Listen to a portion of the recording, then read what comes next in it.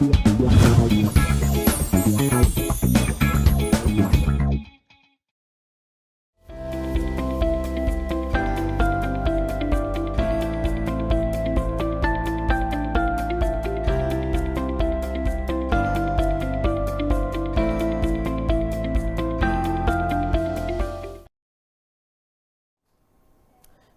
સ્વાગત છે દર્શક મિત્રો આપ સૌનું એક્સ્ટ્રા ઇન્કમમાં. હું યોમિક આપની સાથે.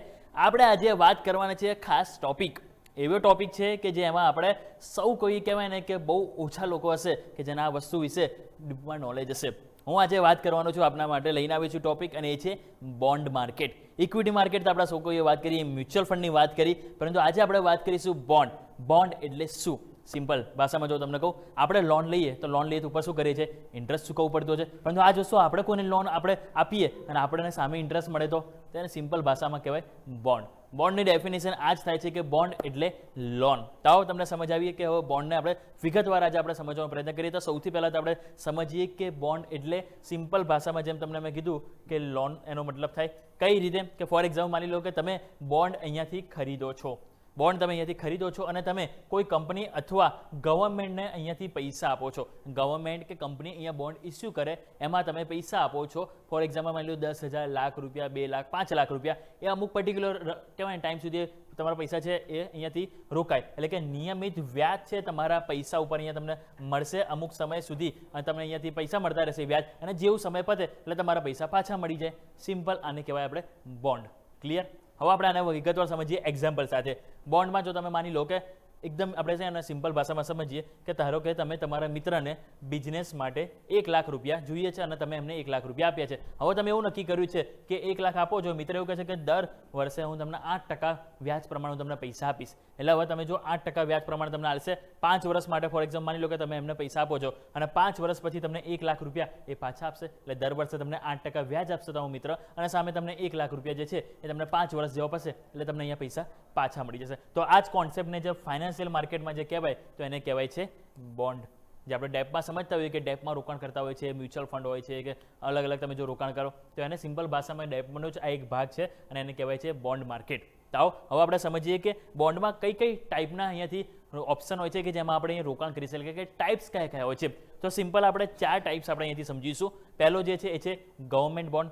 સેકન્ડ જે છે એ છે સ્ટેટ ડેવલપમેન્ટ લોન. ત્રીજો જે છે એ છે તમારા માટે છે મ્યુનિસિપલ બોન્ડ, અને ચોથો આવશે એ છે કોર્પોરેટ બોન્ડ. તો આ 4 બોન્ડ છે કે જેમાં અલગ અલગ રીતે અલગ અલગ ફાયદા, અલગ અલગ રીતે તમે અહીંયાથી રિટર્ન રિસ્ક અહીંયાથી આપણને જોવા મળતું હોય છે. તો પહેલાં હું વાત કરીશું ગવર્મેન્ટ બોન્ડ. તો ગવર્મેન્ટ બોન્ડમાં જો તમે સિમ્પલ સ્વાભાવિક છે કે ગવર્મેન્ટ વડાવ્યો એટલે મતલબ શું? સરકારના બોન્ડ.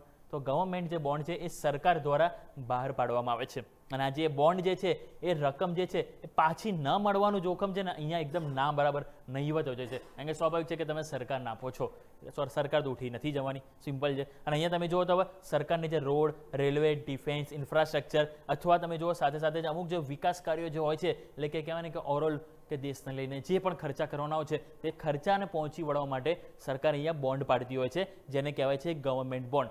અને એમાં આપણે રોકાણ કરતા હોઈએ છીએ. તો હવે ગવર્મેન્ટ જે બોન્ડ જે છે એ ખરીદો એટલે સિમ્પલ કે તમે સરકારને લોન આપી છે. સિમ્પલ ભાષામાં એટલે તમને એ પણ તમે કહી શકો કે ભાઈ મેં સરકારને લોન આપી છે જો બોન્ડમાં તમે રોકાણ કરો છો. તો ગવર્મેન્ટ બોન્ડ જે છે એ તમે જુઓ તો અત્યાર સુધીનું સૌથી સુરક્ષિત બોન્ડ માનવામાં આવે છે. જે આપણે 4 ઓપ્શન વાત કરીને એમાંથી સૌથી સુરક્ષિત હોય છે. હવે કઈ રીતે વર્ક કરે છે ગવર્મેન્ટ બોન્ડ એ આપણે જો તમને સિમ્પલ ભાષામાં સમજાવું તો માની લો કે ભારત સરકાર 10 વર્ષનો એક અહીંયાથી બોન્ડ બહાર પાડે છે. 10 વર્ષનો અહીંયાથી ટાઈમ હોરિઝોન છે. ફેસ વેલ્યુ રૂપિયા માની લો કે અહીંયાની 10,000 રૂપિયા હોય છે. તમે 10,000 રૂપિયા રોકાણ કરો છો. 7% કૂપન રેટ છે. કૂપન રેટ એટલે ઇન્ટરેસ્ટ રેટ. કૂપન રેટ એટલે એવી રકમ કે જે તમને તમારા કહેવાય ને રોકાયેલ પૈસા ઉપર તમને ઇન્ટરેસ્ટ મળશે. તે તમારું કેટલું? 7 વર્ષ છે. આ 7% છે બરાબર. મેચ્યોરિટી તમારી 10 વર્ષની, 10 વર્ષ માટે બહાર પડે. તમે 10 વર્ષ માટે તમે રોકાણ કરો છો તો સિમ્પલ તમને દર વર્ષે 700 રૂપિયા વ્યાજ મળશે તમારા 10,000 રૂપિયા ઉપર. એવી રીતે ક્યાં સુધી મળશે? 10 વર્ષ સુધી મળશે. એટલે કેટલા રૂપિયા થઈ ગયા? 10 વર્ષ પ્રમાણે તમે ગણો તો 7,000 રૂપિયા તમને વ્યાજ મળે, અને 10 વર્ષ જ્યારે તમને પસશે એટલે તમારે જે 10,000 રૂપિયા છે એ તમને પાછા મળી જશે.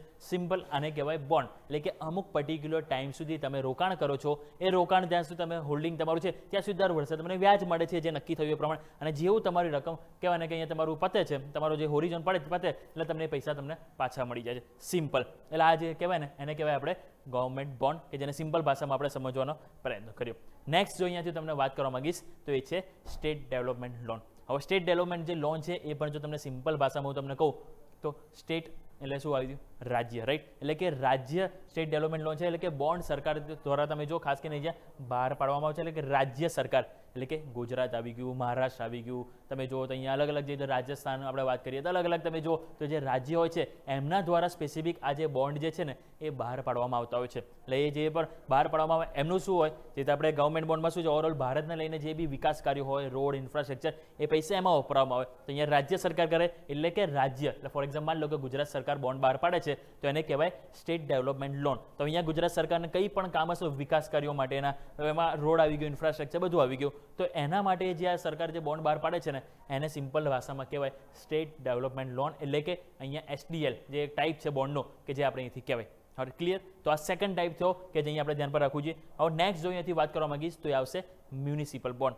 તો મ્યુનિસિપલ બોન્ડ જે છે એમાં જો તમે વાત કરવા માંગીશ સિમ્પલ મ્યુનિસિપલ બોન્ડ એટલે કે જે શહેરના જે લોકો હોય, ખાસ કરીને કે શહેરો માટે જે વિકાસ કરવાનો હોય છે, ઇન્ફ્રાસ્ટ્રક્ચર જે હોય એ પૈસા તમારા એમાં વાપરવામાં આવે છે. એટલે કે અહીંયા જે બોન્ડ હોય છે ને એ નગરપાલિકા અથવા સાથે જે મ્યુનિસિપલ કોર્પોરેશન જે હોય છે એમના દ્વારા આ ખાસ કરીને બહાર પાડવામાં આવતો હોય છે. એટલે અહીંયા શહેરના જે પણ વિકાસ કાર્યો કરવાના હોય છે, તમે જો સ્વચ્છતાને લઈને કે પછી રોડ ઇન્ફ્રાસ્ટ્રક્ચર આવી ગયું, અલગ અલગ જે પણ કાર્યો આવી ગયો એના માટે આ બોન્ડ કહેવાય ને અહીંયા બહાર પાડવામાં આવે છે. અને અહીંયા જો તમે જુઓ તો કેટલાક બોન્ડમાં ટેક્સ બેનિફિટ પણ અહીંયા તમને મળતો હોય છે, ખાસ કરીને અહીંયા આપણે જેમ વાત કરીએ મ્યુનિસિપલ બોન્ડમાં. અને જે શહેરી વિકાસમાં જો વાત કરું તેમાં આ મહત્વનું યોગદાન આપે છે. તમે જે પૈસા જે રોકાણ કરેલું હોય છે એ અહીંયા માટે, અને જે લોંગ ટર્મ ઇન્વેસ્ટર માટે જે કહેવાય ને આ એક યોગ્ય ઓપ્શન બનતો હોય છે. તો આ થર્ડ ટાઈપ થઈ ગયો કે જે આપણે વાત કરી મ્યુનિસિપલ બોન્ડ, કે જેમાં સ્વાભાવિક છે કે શહેરના જે વિકાસ કાર્યો હોય એના માટે અહીંયા રોકાણ કરવામાં આવતું હોય છે. અને હવે લાસ્ટ જો આપણે વાત કરવા માંગીશ તો એ છે કોર્પોરેટ બોન્ડ. કોર્પોરેટ બોન્ડ જો અહીંયા ખાસ કરીને આપણે ધ્યાન પર રાખીએ તો તમારા માટે કોર્પોરેટ વર્ડ આવી ગયો, એટલે સિમ્પલ ભાષામાં એ તો આપણને આઈડિયા આવી ગયો કે ભાઈ કંપની, એટલે કે કોર્પોરેટ જે બોન્ડ છે એ કહેવાય ને કે કંપનીઓ દ્વારા બહાર પાડવામાં આવે છે. કંપની પોતાના બિઝનેસને એક્સપાન્ડ કરવા માટે કોઈ એસેટ્સની જરૂર હોય, માની લો કે અહીંયા એક્સપાન્શન માટે ન્યૂ પ્લાન્ટ એમને, માની લો કે એમના જે મેન્યુફેક્ચરિંગ માટે નવો પ્લાન્ટ અહીંયાથી એમને રોકાણ કરવું છે, નવો બનાવવું છે, એના માટે પૈસાની જરૂર પડે ત્યારે બોન્ડ બહાર પાડતા હોય છે. મશીનરી આવી ગઈ ત્યારે તમે જુઓ તો એમના દ્વારા કરવામાં આવતા હોય છે. એટલે કાં તો પછી અમુક કહેવાય ને કે પર્ટિક્યુલર નવા પ્રોજેક્ટ તેઓ ચાલુ કરવા હોય, લોન્ચ કરવા હોય, એના માટે એમને પૈસાની જરૂર પડે તો સમટાઈમ્સ કંપની આ ઓપ્શન વાપરતી હોય છે, બોન્ડ ઇસ્યુ કરતા હોય છે. અને બોન્ડમાં આપણે રોકાણ કરીએ તો એને કહેવાય આપણે કોર્પોરેટ બોન્ડ. ક્લિયર. હવે કોર્પોરેટ બોન્ડ જે છે ને એ ગવર્મેન્ટ કરતાં વધુ રિટર્ન આપશે. એવું તમને કહું કે અહીંયા તમને છે ને વધુ રિટર્ન મળશે. જે ઇન્ટરેસ્ટ રેટ હોય ને જે કૂપન રેટ એ આપણને વધારે મળશે અહીંયા. કારણ કે અહીંયા તમે જો તો રોકાણ પહેલાં એક વસ્તુ જરૂરથી તમારે ધ્યાન પર રાખવું જોઈએ. કોઈ પણ કોર્પોરેટ બોન્ડમાં આપણે જો રોકાણ કરવા જઈએ ને તો તમારે એક સિમ્પલ વસ્તુ પહેલાંનું ક્રેડિટ રેટિંગ અહીંયા ચકાસવી જરૂરી છે. ક્રેડિટ રેટિંગ શું છે એ પણ હું તમને આગળ બતાવીશ. ક્રેડિટ રેટિંગ જો અત્યારે તમને સિમ્પલ ભાષામાં કહું ને તો કંપની કહેવાય ને કે એની ક્વોલિટી કેટલી સારી છે સિમ્પલ ભાષામાં એ પ્રમાણે એમને રેટિંગ આપવામાં આવતા હોય છે. અને એના બેઝિસ જેટલું કહેવાય ને હાઈ રેટિંગ હશે મીન્સ કે એટલા તમારે કહેવાય ને પૈસા સેફ છે. અને જેટલું લો રેટિંગ હોય તો તમારા પૈસા થોડાક રિસ્ક અહીંયા વધી જતું હોય છે સિમ્પલ ભાષામાં. ક્લિયર. તો આપણે ટોટલ 4 બોન્ડ સમજ્યા. એક ગવર્મેન્ટ બોન્ડ સમજ્યા, બીજું આપણે સમજ્યા સ્ટેટ ડેવલપમેન્ટ લોન એટલે કે જે રાજ્ય સરકાર દ્વારા બહાર પાડવામાં, ત્રીજું આપણે સમજ્યા મ્યુનિસિપલ બોન્ડ કે જે શહેરના કહેવાય કે નગરપાલિકાના વિકાસ માટે કહેવાય મ્યુનિસિપલ કોર્પોરેશન દ્વારા બોન્ડ બહાર પાડવામાં, અને ચોથું આપણે સમજ્યા કોર્પોરેટ બોન્ડ કે જે કંપનીઓ દ્વારા બહાર પાડવામાં આવતો છે, કે જે કમ્પેરેટિવલી બાકીના 3 બોન્ડ કરતાં અહીંયા તમને ઇન્ટરેસ્ટ એટલે કે વ્યાજની રકમ તમને વધારે મળતી હોય છે. આવો આપણે જેમ વાત કરી કે 10 વર્ષ માટે 15 વર્ષ માટે આપણે રોકાણ કરીએ તેને શું કહેવાય મેચ્યોરિટી. મેચ્યોરિટી હવે ખાસ કરીને જો હું વાત કરું તો કહેવાય ને કે બોન્ડની અંતિમ તારીખ, એટલે કે ક્યારે તમને પૈસા તમે જે રોકાણ કર્યું, માની લો કે ₹1,00,000 તમે બોન્ડ લીધા છે તો ₹1,00,000 તમને પાછા ક્યારે મળવાના છે એ સિમ્પલ કહેવાય ને કે માની લો કે 10 વર્ષ માટે રોકાણ કરો છો 2026માં તો 2036માં તમને જે રકમ મળે એને તમને કહેવાય ને મેચ્યોરિટી. એટલે તમને મેચ્યોરિટી જે છે એ તમને જે પ્રિન્સિપલ રકમ છે એ પરત કરે છે. મેચ્યોરિટી શા માટે ઇમ્પોર્ટન્ટ હોય છે કોઈ પણ બોન્ડમાં? કારણ કે એનાથી તમને જેને ખબર પડે છે ખાસ કરીને કે તમારા પૈસા કેટલા સમય માટે રોકાણમાં કહેવાય ને અહીંથી રોકાયેલા રહેશે. ક્લિયર. અને બીજી વસ્તુ તમે જો મેચ્યોરિટી જ્યારે પૂર્ણ થાય ત્યારે રોકાણકારોને પ્રિન્સિપલ અમાઉન્ટ જે પરત મળે છે, અને સાથે તમે જુઓ તો શોર્ટ ટર્મ અને લોંગ ટર્મ જે કહે ફાઇનાન્શિયલ પ્લાનિંગ માટે આ મેચ્યોરિટી બહુ ઇમ્પોર્ટન્ટ હોય છે. જેથી કરીને આપણને આઈડિયા આવે કે ભાઈ 3 વર્ષ માટેના છે તો 3 વર્ષ પછી મારા પૈસા મને પાછા મળી જવાના છે. 10 વર્ષ થાય તો આપણે એટલું ક્લિયર રહે માઇન્ડમાં કે હા ભાઈ 10 વર્ષ સુધી મારા પૈસા અહીંયા રોકાયેલા રહેવાના છે, 10 વર્ષ સુધી મને માત્ર કહેવાય ને વ્યાજ મળવાનું છે. સિમ્પલ. તો મેચ્યોરિટી જે એક ઇમ્પોર્ટન્ટ અહીંયાથી પેરામીટર હોય છે. હવે કઈ રીતે મેચ્યોરિટી હોય તે તમને સિમ્પલ સમજાવું. તો મેચ્યોરિટીમાં ટોટલ છે ને આપણે 3 પ્રકાર આપણે અહીંયાથી હોય સિમ્પલ. જો પહેલો તો આવે short term bond. Short term બોન્ડમાં જો તમે જોશો ને તો એનો જે સમયગાળો હોય ને 1 થી 3 વર્ષનો આ સમયગાળો હોય છે શોર્ટ ટર્મ માટે. 1 થી 3 વર્ષ માટે તમારા પૈસા અહીંયાથી કહેવાય ને રોકાયેલા રહેતા હોય છે. હવે ઇન્ટરેસ્ટ રેટ જે હોય છે ને એ રિસ્ક ઓછું હોય છે. એ શા માટે હું આવું કહું છું એ તમને આગળ સમજાવીશ. અને જે મીડિયમ ટર્મ જે બોન્ડ હોય છે ને એમાં 3 થી 10 વર્ષનું અહીંયા તમારું ખાસ કરીને કહેવાય ને હોરિઝોન પીરિયડ હોય છે. અહીંયા તમારું રિસ્ક અને રિટર્ન એ બંને કહેવાય ને વચ્ચે સંતુલન બેલેન્સ જળવાઈ રહેતું હોય છે અગર તમે મીડિયમ ટર્મ 3 થી 10 વર્ષ માટે તમે બોન્ડમાં રોકાણ કરો છો તો. હવે નેક્સ્ટ વાત કરીએ લોંગ ટર્મ બોન્ડ. તો લોંગ ટર્મ બોન્ડ માટે જે ટાઈમ પીરિયડ હોય છે ને એ 10 વર્ષથી પણ વધારે અહીંયા રાખવામાં આવતો હોય છે. 10 વર્ષથી વધારે તમે રોકાણ કરો તો મતલબ કે તમે લોંગ ટર્મ બોન્ડમાં રોકાણ કર્યું છે.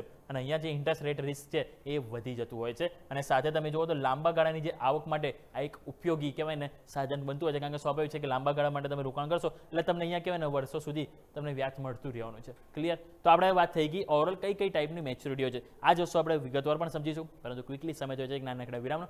વિરામ લઈએ અને વિરામ બાદ અન્ય કહેવાય ને કે બોન્ડ રિલેટેડ જે માહિતી છે એની ઉપર આપણે વાત કરીશું એક બ્રેક બાદ.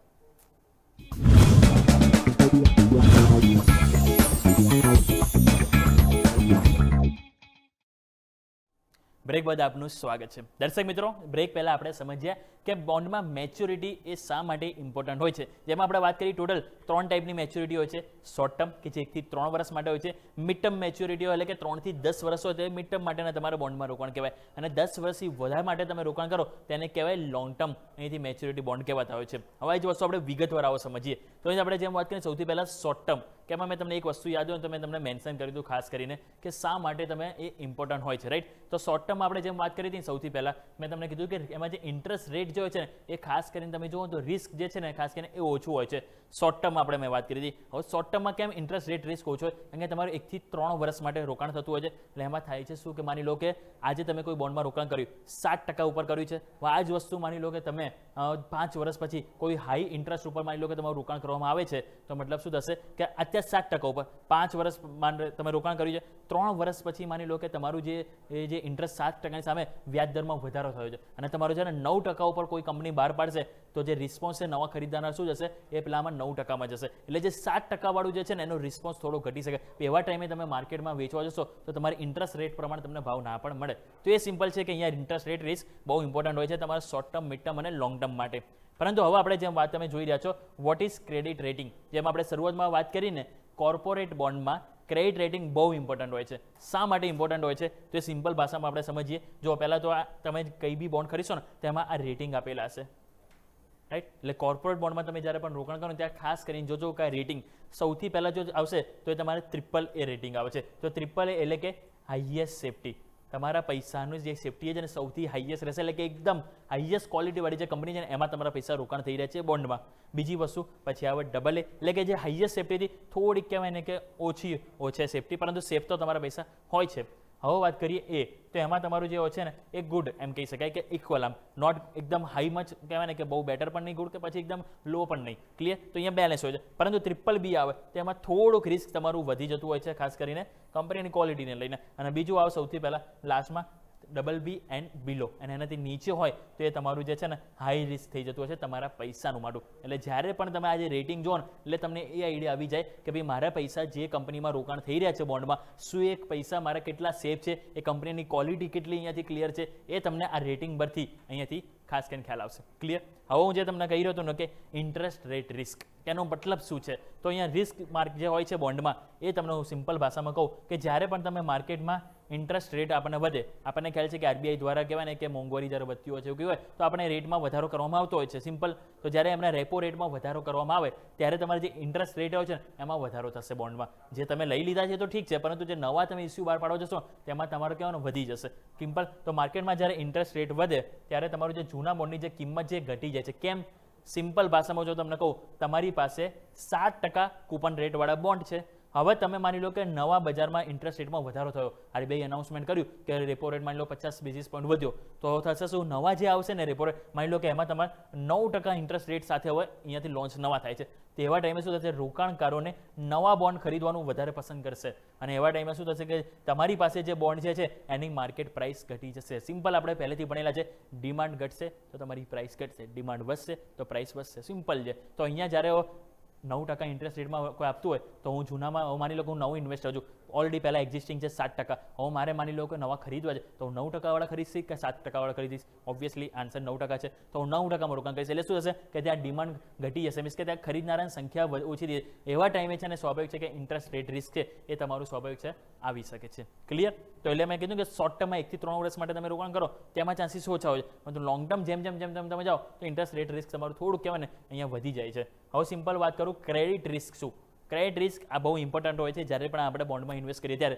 ક્રેડિટ રિસ્ક એટલે કે કંપની અથવા ઇન્સ્ટિટ્યુશન બોન્ડ આપણે જ્યારે બહાર પાડવામાં આવે છે ત્યારે ખાસ કરીને બહાર પાડ્યા બાદ ઇન્ટરેસ્ટ અથવા પ્રિન્સિપલ એટલે કે તમારા જે પૈસા રોકેલા જે છે એ તમને પાછા આપવામાં નિષ્ફળ જાય એ જોખમને કહેવાય ક્રેડિટ રિસ્ક.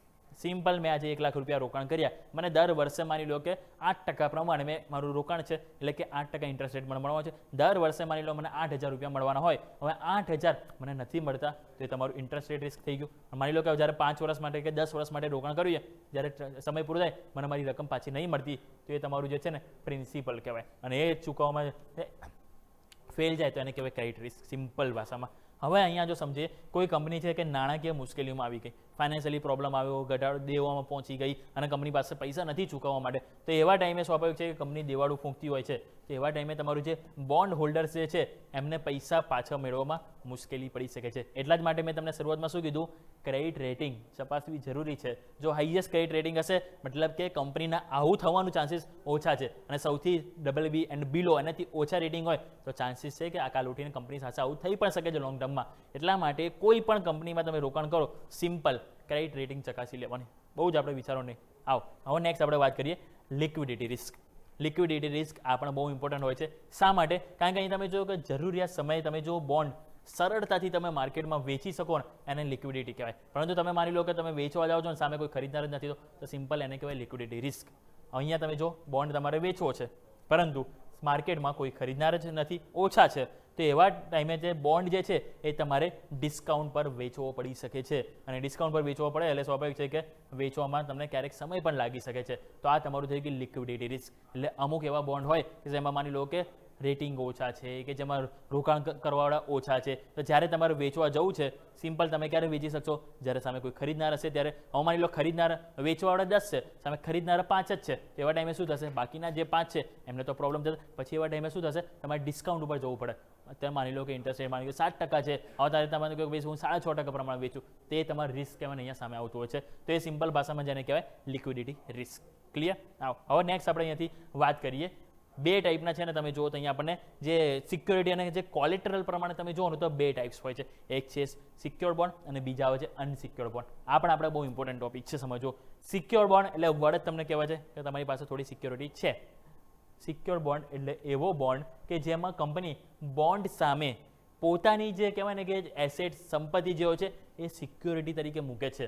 એટલે આમાં ફાયદો તમને શું થશે કે એસેટમાં તમે જો લેન્ડ આવી ગઈ, બિલ્ડિંગ, ફેક્ટરી, પ્લાન્ટ, મશીનરી જેવી સંપત્તિઓ છે ને એ તેઓ ખાસ કરીને અહીંયાથી ગીરવે મૂકે છે. અને સ્વાભાવિક જે ગીરવે મૂકે એટલે એસેટ જે બેકિંગ હોવાથી રોકાણકારોને વધુ સુરક્ષા અહીંયા મળશે.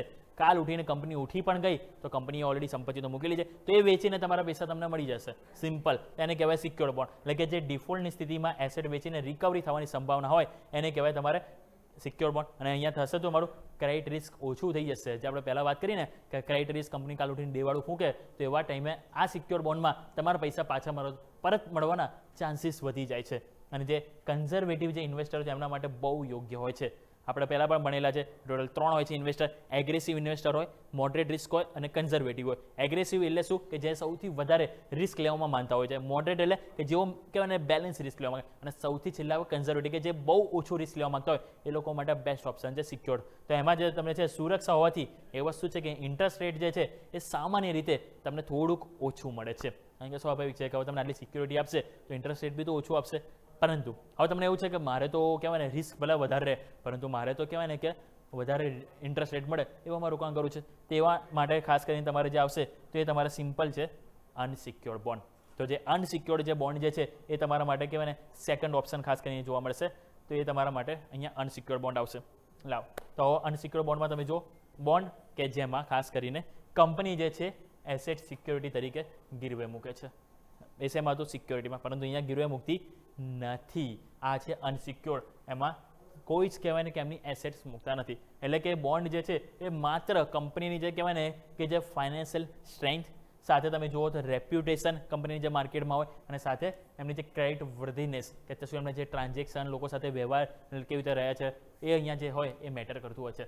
ખબર છે કે આ કંપની છે કે જેમણે કહેવાય બધાની સાથે માર્કેટમાં સારું રિલેશનશિપ છે, એમના ટ્રાન્ઝેક્શન સારા રહ્યા છે, કંપનીએ સારું નામ મેળવ્યું છે, તો બસ એના આધારે અહીંયા કહેવાય ને અનસિક્યોર્ડ જે બોન્ડ હોય એમાં રોકાણ કરવામાં આવે. અને કંપનીનું નેગેટિવ છાપ હોય તો સ્વાભાવિક છે કે અહીંયા રિસ્પોન્સ પણ ઓછો મળતો હોય છે. અને અહીંયા જે વધુ રિસ્ક હોય, કારણ કે કંપનીએ કોઈ એસેટ તો મૂકી નથી બેકઅપમાં અહીંયા ગીરવે, એટલે સ્વાભાવિક છે કે વધુ રિસ્ક છે, એટલે સામાન્ય રીતે જે ઇન્ટરેસ્ટ રેટ છે એ વધારે છે. High risk high return simple, અને સિક્યોર બોન્ડમાં શું આવે? લો રિસ્ક અને લો રિટર્ન સિમ્પલ ભાષામાં. એટલે કે કંપની જો ડિફોલ્ટ કરે તો રિકવરી મેળવવાની અહીંયા થોડી મુશ્કેલ બની જાય છે અનસિક્યોર્ડ બોન્ડમાં. એટલે કે કોઈ એસેટ બેકિંગ ન હોવાથી રોકાણકારોને સુરક્ષા ઓછી મળે છે, અને ક્રેડિટ રિસ્ક અને જે ડિફોલ્ટ રિસ્ક છે એ પ્રમાણમાં અહીંયા વધારે થઈ જતું હોય છે, ખાસ કરીને આપણે જેમ વાત કરી અનસિક્યોર્ડ બોન્ડ માટે. ક્લિયર? તો બે ટાઈપ્સ આપણે સમજીએ. એક હતું સિક્યોર બોન્ડ અને બીજું હતું અનસિક્યોર બોન્ડ. સિક્યોરમાં કે કંપની પોતાની જે કહેવાય ને કે જે મિલકત હોય છે, એસેટ્સ હોય છે, એમને ગીરવે મૂકે છે. કાલ ઉઠીને કંપની માની લો કે દેવું કરે છે કે ઉઠી જાય છે, તો એ જે સંપત્તિ વેચીને તમારા પૈસા તમને મળી જાય છે. અને અનસિક્યોરમાં તમને એ વસ્તુ કહેવાય ને ગીરવે નથી મૂકેલી હતી કંપની એસેટ, એટલા માટે એ રિસ્ક તમારું ત્યાં થોડુંક વધી જાય છે. હવે આપણે વાત કરીએ ટેક્સેશન. બોન્ડમાં ટેક્સેશન તમે જુઓ તો ખાસ કરીને બે રીતે તમારે અહીંયા લાગુ પડતા હોય છે. પહેલું તો તમે જે પણ રોકાણ કર્યું છે બોન્ડમાં, લાખ રૂપિયા તમે રોકાણ કર્યું છે, માની લો કે તમે કોર્પોરેટમાં કર્યું છે, 10% તમને માની લો કૂપન રેટ છે, એટલે કે તમને દર વર્ષે તમને 10,000 રૂપિયા કંપની તરફથી મળે છે. તો 10,000 રૂપિયા જે છે ને એ તમારી ખાસ કરીને વ્યાજની આવક કહેવાતી હોય છે. એટલે એ વ્યાજની જે આવક જે છે ને એ ખાસ કરીને તમારી ટેક્સેશનમાં ગણાતી હોય છે. અને સાથે જે કેપિટલ ગેઇન જે છે એ બોન્ડ જે છે વેચવાથી જે નફો થયેલો હોય છે ને એમાં પણ, એટલે કે 10 વર્ષ પછી જ્યારે તમને પૈસા મળશે એટલે તમને જે નફો થયો છે એ પણ તમને ગણાશે. એટલે આ તમારું ટેક્સેશનમાં ગણાતું હોય છે. હવે કૂપન રેટ ટેક્સેશન છે એ બોન્ડ પરથી મળતું નિયમિત તમારી એક આવક છે, ઇન્ટરેસ્ટની આવક છે, એટલા માટે ઇન્કમમાં ગણવામાં આવે છે. એટલે સિમ્પલ ભાષામાં જો તમારું ઇન્ટરેસ્ટ ઇન્કમ વધારે હશે તો તમારું જે સ્લેબ રેટ જે પણ હશે એ પ્રમાણે તમારું ટેક્સ લાગશે. વધુ સ્લેબ રેટ હશે તો વધારે વ્યાજ તમારે કહેવાય એ ચૂકવવું પડશે, સિમ્પલ ભાષામાં. ક્લિયર? તો આપણે વાત થઈ ગઈ ટેક્સેશન બોન્ડ માર્કેટમાં કઈ રીતે આપણને લાગતું હોય છે. નેક્સ્ટ હવે આપણે વાત કરીએ કેપિટલ ગેઇન ટેક્સ. તો કેપિટલ ગેઇન ટેક્સમાં તમે જો બોન્ડને મેચ્યોરિટી પહેલાં અગર તમે વેચી દો છો તો તમારે જે કેપિટલ ગેઇન તમારે થતું હોય એની ઉપર તમારે ટેક્સ ચૂકવવો પડશે. સાથે તમારે માની લો કે કેપિટલ ગેઇન તો ગણાય છે, અને જ્યારે બોન્ડ વેચતી વખતે જે નફો જે થયો છે એ ટેક્સેબલ હોઈ શકે છે. એટલે કે નુકસાન થાય તો કેપિટલ લોસ ગણાશે, જે તમે આગળ કેરી ફોરવર્ડ કરી શકો, પરંતુ નફો થશે તો એની પર તમારે ટેક્સ ચૂકવવો પડશે. અને બીજું આવે છે tax free bond. Tax free bond જે છે એવા બોન્ડ હોય છે કે જેમાં જે મળતું જે ઇન્ટરેસ્ટ જે હોય છે ને એ સામાન્ય રીતે ટેક્સ ફ્રી હોય છે. દર વર્ષે તમને લાખ ઉપર 10,000 રૂપિયા વ્યાજ મળે તો તમારું ટેક્સ ફ્રી થઈ ગયું. સિમ્પલ. તો આપણે વાત થઈ ગઈ ખાસ કરીને ટેક્સેશન. નેક્સ્ટ હવે આપણે વાત કરીએ કે બોન્ડમાં પણ આપણે ફિક્સ ટાઈમ માટે રોકાણ કરતા હોઈએ છીએ, એફડીમાં પણ રોકાણ કરતા હોઈએ છીએ, પરંતુ એ બંનેમાં બહુ જ ડિફરન્સ છે. કઈ રીતે? સિમ્પલ તમે જો તો આપણને બોન્ડ જે છે એ ગવર્મેન્ટ કાં તો કંપની દ્વારા ઇસ્યુ કરવામાં આવશે, અને એફડી એટલે કે ફિક્સ ડિપોઝિટ બેંક દ્વારા કરવામાં આવશે. રિટર્ન જે અહીંયા છે એ ફિક્સ હશે અને વેરિયેબલ હશે. તમને માની લો કે જે પણ 10% નક્કી થયું 10% વ્યાજ મળે છે, પરંતુ માની લો કે તમે ઇન બિટવીન તમે વેચવા જાઓ છો માર્કેટમાં તો તમારે જે પણ સામેવાળો જે ખરીદનાર હશે એ ભાવ પ્રમાણે તમને મળશે, એટલે વેરિયેબલ પણ થઈ શકે, પરંતુ અહીંયા ફિક્સ રહેશે. તમને 5-5.5% જે પ્રમાણે તમે મૂકી છે ઇન્ટરેસ્ટ ઉપર એફડી તમને પૈસા મળતા રહેશે. લિક્વિડિટી અહીંયા માર્કેટમાં વેચી શકાય છે, પરંતુ અહીંયા પ્રી મેચ્યોર તમે વેચવા જાઓ છો, તમે 5 વર્ષ એફડી કરીને પહેલાં વેચવા જાઓ તમને પેનલ્ટી લાગશે. અને રિસ્ક જે છે અહીંયા થોડુંક મોડરેટ થઈ જાય છે, અને અહીંયા રિસ્ક લો રહેશે, સ્વાભાવિક છે, બેંક છે. અને અહીંયા તમે જુઓ તો રિટર્ન જે છે એ પોટેન્શિયલ હાયર રહેશે કમ્પેરેટિવલી એફડી કરતાં, કારણ કે અહીંયા તમે કોર્પોરેટ બોન્ડમાં જશો તમને 10-11% સુધી પણ લાગતું હોય છે અહીંયા ઇન્ટરેસ્ટ મળતો. અહીંયા તમારો એફડી છે એ લોવર થઈ ગઈ છે, સ્વાભાવિક છે. અહીંયા જે પ્રાઇસ ફ્લેક્ચ્યુએશન રહેવાનું છે, જે રીતે વ્યાજમાં અપડાઉન થશે અહીંયા થશે, પરંતુ અહીંયા કોઈ પ્રાઇસ ફ્લક્ચ્યુએશન નથી. અને સામે જે ક્રેડિટ રેટિંગ છે અહીંયા ઇમ્પોર્ટન્ટ છે, જોવું કંપનીને ક્રેડિટ રેટિંગ કેવા છે. અહીંયા કોઈ જ રિક્વાયરમેન્ટ નથી કે તમારે રેટિંગ ચેક કરવા પડે, સિમ્પલ ભાષામાં. હવે હું તમને સિમ્પલ ભાષામાં સમજાવું. આપણે ટોટલ 4 ટાઈપ સમજ્યા. ગવર્મેન્ટ બોન્ડ આપણે સમજ્યા કે જે સેન્ટ્રલ ગવર્મેન્ટ દ્વારા ઇસ્યુ કરવામાં આવે છે, જેમાં તમને 6-8% રિટર્ન મળશે, અને એ જે છે એમાં રિસ્ક ઓછું રહેશે કારણ કે સરકાર દ્વારા બહાર પાડવામાં આવે છે. અને અહીંયા જે મેચ્યોરિટી 2 વર્ષથી 40 વર્ષ સુધી તમે રોકાણ કરી શકો છો. સેકન્ડ બોન્ડ આવે તમારા માટે એસડીએલ એટલે કે સ્ટેટ ડેવલપમેન્ટ લોન, કે જે રાજ્ય સરકાર દ્વારા બહાર પાડવામાં આવે, રાજ્યના રોડ ઇન્ફ્રાસ્ટ્રક્ચરના અહીં ખર્ચા પૂરા કરવા માટે સ્ટેટ ગવર્મેન્ટ બહાર પાડે છે. અહીંયા 7-8% સુધી તમને કહેવાય ને રિટર્ન મળતું હોય છે, એટલે કે રેટ ઓફ ઇન્ટરેસ્ટ રેટ તમને હોય છે. રિસ્ક તમારું લો હોય છે, કારણ કે સ્વાભાવિક છે કે અહીંયા રાજ્ય સરકાર દ્વારા બહાર પાડવામાં આવે છે. 3 થી 20 વર્ષ સુધીનું અહીંયા જે કહેવાય ને ઓરિજિનલ એટલે કે મેચ્યોરિટી પીરિયડ હોય છે. મ્યુનિસિપલ કોર્પોરેશન એટલે આ કે શહેરીના જે મ્યુનિસિપલ કોર્પોરેશન દ્વારા બહાર પાડવામાં આવે, શહેરના જે પણ રોડ કે ઇન્ફ્રાસ્ટ્રક્ચર જે પણ વિકાસ માટે કહેવાય ને અહીંયા બહાર પાડવામાં આવે, એમના માટે 6.5 થી 8.5% ઇન્ટરેસ્ટ રેટ સુધી અહીંયા બહાર પાડવામાં આવે છે, જેમાં તમે અહીં રોકાણ કરી શકો છો. અહીંયા જે રિસ્ક છે એ તમારું લો થી મીડિયમ રાખવામાં આવે છે, અને જે તમારું જે મેચ્યોરિટી છે 3 થી 15 વર્ષ સુધી રાખવામાં આવે છે. અને લાસ્ટ વાત કરવા માંગીશ કોર્પોરેટ, એટલે કે અલગ અલગ જુદી જુદી કંપનીઓ દ્વારા બહાર પાડવામાં આવે છે, જે રીતે બજાજ થઈ ગઈ, શ્રીરામ ફાઇનાન્સ થઈ ગઈ, અલગ અલગ જે કંપનીઓ એમના દ્વારા બહાર પાડવામાં આવે. રિટર્ન જે 7 થી 12% અહીંથી તમને મળતું, હાઈએસ્ટ 12% સુધી મળતું હોય છે. અને અહીંયા જે મીડિયમથી હાઈ રિસ્ક હોય છે, કારણ કે અહીંયા સરકાર દ્વારાની પર્ટિક્યુલર કોઈ કંપની ઉપર હોય છે, કંપની કાલ ઉઠીને ઉઠી બી શકે છે, પરંતુ એમને રેટિંગ ચેક કરી લેવાનું, રેટિંગ સારા હોય તો કોઈ વાંધો નથી. અને અહીંયા જે મેચ્યોરિટી 1 વર્ષથી લઈને 15 વર્ષ સુધી તમે અહીંયા રોકાણ કરી શકો છો. તો સિમ્પલ દર્શક મિત્રો, આપણે ટોટલ આજે સમજવાનો પ્રયત્ન કર્યા બોન્ડ માર્કેટને એકદમ ઇઝી અને સરળ ભાષામાં આપણે સમજીએ કે કઈ રીતે તમે રોકાણ કરી શકો છો, કયા કયા તમારી જોડે ઓપ્શન હોય છે, અને કેટલું વ્યાજ તમને મળી શકો છો, અને એફડી કરતાં બેટર કઈ રીતે રિટર્ન તમને બોન્ડ માર્કેટમાં મળી શકે, એ આજે આપણે સમજવાનો પ્રયત્ન કર્યો. દર્શક મિત્રો, આ સાથે સમય તો છે રજા લેવાનો. મને યોમિકને આપશો રજા. આગળના અપડેટ્સ માટે આપ જોડાઈ રહો ન્યૂઝ કેપિટલ માર્કેટ સાથે, કારણ કે અમે છીએ નફાનું નવું સરનામું.